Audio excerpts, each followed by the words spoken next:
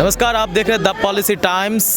अभी आप देख रहे हैं ये पीछे धरना प्रदर्शन हो रहा है जो कि कस्तूरबा गांधी विद्यालय में जो कर्मचारी नियुक्त है उसको परमानेंट करने हेतु अभी हमारे साथ है अखिल भारतीय KGBB के वेलफेयर एसोसिएशन के अध्यक्ष। तो आप लोग यहाँ धरना प्रदर्शन कर रहे हैं, आपकी मांग क्या है? डॉक्टर मरीज को हमारी मांग है कि कस्तूरबा गांधी आवासीय बालिका विद्यालयों में जो शिक्षक शिक्षणेतर कर्मचारी 14 वर्षों से काम कर रहे हैं उनको विनियमित किया जाए। अभी माननीय मानव संसाधन विकास मंत्री प्रकाश जावड़ेकर जी ने आश्वासन दिया कि इन कस्तूरबा विद्यालयों को उच्चीकृत किया जा रहा है, लेकिन कोई कार्यवाही नहीं हो रही है। जो सैलरी आती है, मजदूरी आती है, टाइम पे आ जाती है? नहीं, वेतन समय से नहीं आ पाता है, कभी 4 महीने कभी 5 महीने।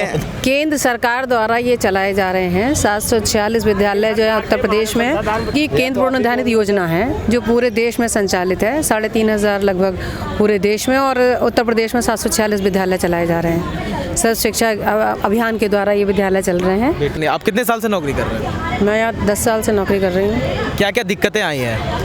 सबसे बड़ी दिक्कत तो ये है कि मैं अपने परिवार से दूर हूँ, अपने बच्चों से दूर हूँ, समाज से दूर हूँ। मेरा कोई निजता का अभाव है, मतलब हमेशा, और आवास की कोई सुविधा नहीं है। अपने पति से दूर हूँ। आप ये समझ सकते हैं कि एक शिक्षिका होने के नाते, एक लेडीज़ होने के नाते ये दुख कितना बड़ा है। जिसके बच्चे घर में हमेशा इंतज़ार करते रहते हों, वो क्या करेगा? 24 घंटे में 1 घंटे हम स्कूल से निकल नहीं सकते। 1 घंटे निकलते हैं, सारे अधिकारी कि छापा मार के पहुँच जाते हैं। पूरे दिन का मानदेय हमारा कट जाता है।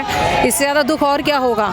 शिक्षिका होने के कारण आप अपने घर से भी दूर हैं। सरकार से क्या मांग है आपकी? सरकार से हमारी ये मांग है कि हमारा एक इंसानियत के नाते जितने घंटे नौकरी कराई जाती है उतने घंटे हमसे नौकरी ले। 8 घंटे हमसे नौकरी ले और हमारा मानदेय इतना दे कि हम अपने घर का, परिवार का भरण पोषण ठीक से कर पाएँ। जो सरकार अब इस वेतन दे रही है उस वेतन में आप लोग संतुष्ट हैं? नहीं, बिल्कुल नहीं, क्योंकि नीति आयोग की रिकमेंडेशन जून 2015 में नीति आयोग जो योजना आयोग को भंग करके बनाए थे माननीय प्रधानमंत्री मोदी जी, उसने रिकमेंडेशन किया है कि कस्तूरबा गांधी आवासीय बालिका विद्यालय को नवोदय विद्यालय की बात परमानेंट किया जाए। लेकिन वो फाइल सरकार दबाए हुए बैठी है। तो फिर दबा के बैठना था, तो फिर आप नीति आयोग क्यों बनाए हैं? बेटी बचाओ बेटी पढ़ाओ जो उनका ड्रीम प्रोजेक्ट है, जिसका ये नारा देते हैं बुलंद हौसले के साथ, उसमें कस्तूरबा गांधी आवासीय बालिका विद्यालय का अहम योगदान है और देता आया और देता रहेगा। महिला शिक्षिका होने के कारण आप लोग, क्या आपकी मांग है, ये सारी चीजें क्या है? सबसे पहली बात, हम लोग सब टैलेंटेड हैं। जो भी मानक जो सरकार चाहती है एक शिक्षक होने के नाते, सारे हम पूरे कर रहे हैं, क्योंकि हम B.Ed एंड टेट हमने क्वालिफाई कर रखा है। उसके बावजूद भी जो परिषदीय विद्यालय चल रहे हैं और जो हमारे कस्तूरबा गांधी के शिक्षक हैं उनमें काफ़ी बड़ा मतभेद है, क्योंकि हम 100 बालिकाओं को जो शिक्षित कर रहे हैं, तो आपका परिषदीय विद्यालय के जो आपके 40-50 हज़ार जो वेतन ले रहे हैं, हम उनसे कहीं भी कोई भी किसी भी उसमें कम कार्य नहीं करते हैं। और सबसे बड़ी बात, जो 24 घंटे हम वहाँ पर कार्य करते हैं और अपने बच्चों को हम नहीं रख सकते। आप ये बताइए कि संविधान में, कौन से संविधान में लिखा है कि एक कर्मचारी से आप 24 घंटे वहाँ कार्य कराएंगे? आपके चौकीदार चपरासी ले लीजिए, आपके रसोइया ले लीजिए, ऐसा कोई पद नहीं है, ऐसा कोई किसी भी पद पे है, सबके साथ में शोषण हो रहा है, सबके साथ में अन्याय हो रहा है। और एक और बड़ी बात, जहां हम अपनी ईमानदारी से काम कर रहे हैं, 100 बालिकाओं को शिक्षित कर रहे हैं, वहीं आए दिन अधिकारी हमें धमकी देते हैं कि अगर आपने नहीं किया तो आपको निकाल दिया जाएगा। रिन्यूअल के टाइम पे जो है कई जिलों में पैसा मांगा जाता है। इस तरीके के शोषण हमारे साथ में हो रहे हैं, तो ये बताइए गलत है या नहीं है? राज्य सरकार ने कोई स्टेप नहीं लिया? हमने एक और बात, सबसे बड़ी बात बता रही हूँ मैं आपको, ये केंद्र की योजना है। अगर हम राज्य में जाते हैं तो वो हमें केंद्र पे टाल देती है, केंद्र में जाते हैं तो हमें राज्य पे टाल देते हैं। एक फुटबॉल हमें बना रखा है कि हमें ये जाहिर से हमें समझ में नहीं आता कि हमारा बोर्ड कौन सा है, हमारी सरकार है कौन सी, हम राज्य के हैं या केंद्र के। जब हम लोग सब योग्य हैं तो सबका, चाहे वो किसी भी पद पे है, अगर नियमित हमें कर दिया जाएगा तो अपने आप सारी समस्याओं का समाधान हो जाएगा।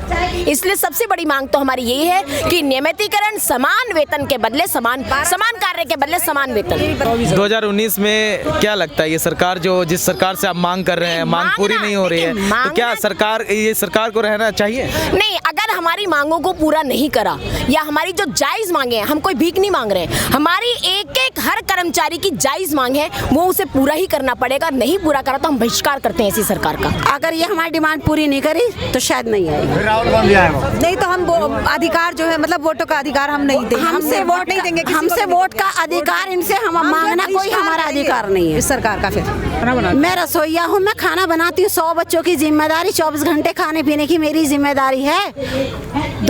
दो सहायक रसोईया हैं, वो भी अपने बच्चों को छोड़ के और मैं भी अपने घर परिवार को, हस्बैंड को छोड़ के वहाँ वर्क करती हूँ। लेकिन मुझे वेतन कितना दिया जा रहा है? ओनली 5000। कितना वेतन होना चाहिए? आप क्या मांग कर रहे हैं सरकार से? हमारा वेतन बढ़ा दिया जाए 24 घंटे की, जिस तरीके से हमारा फिजिकल वर्क है, हैंड वर्क देख रहे हैं, भले हमारी योग्यता ज़्यादा नहीं है लेकिन हमारा जो फिजिकल वर्क है, कभी हाथ जल रहा है, कभी पैर जल रहा है, अगर हम इस उम्र में नौकरी छोड़ के जाएं तो हमें नौकरी मिल देगा कौन? हमारी शिक्षा भी उतनी नहीं है ना। इससे हमसे अच्छा तो मजदूर कमा रहा है, राज्य कर्मचारी का 84 कमा रहा है 24 घंटे पढ़ने के बाद में। हमें कम से कम 20,000 रुपए तो 24 घंटे के होने चाहिए।